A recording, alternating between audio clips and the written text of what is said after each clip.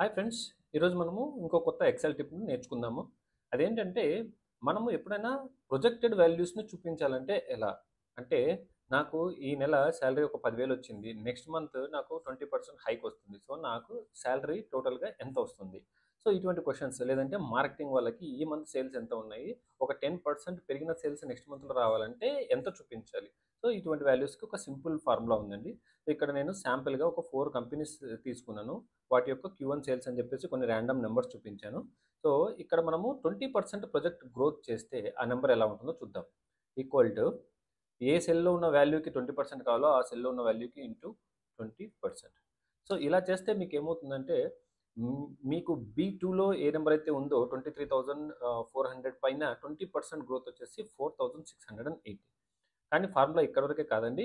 ఇంకా మనం ఏం చేయొచ్చంటే వీటి యొక్క మెయిన్ వాల్యూని కూడా ఇక్కడ యాడ్ చేయాలి. B2లో ఉన్న Q1 సేల్స్ వాల్యూని కూడా యాడ్ చేస్తే అప్పుడు మీకు ఏమవుతుందంటే టోటల్‌గా ప్రొజెక్టెడ్ 20% గ్రోత్ అంటే 20% యాడ్ చేసిన తర్వాత టోటల్ వాల్యూ ఎంతైతే వస్తుందో అది టోటల్ వాల్యూ మీకు చూపిస్తుంది.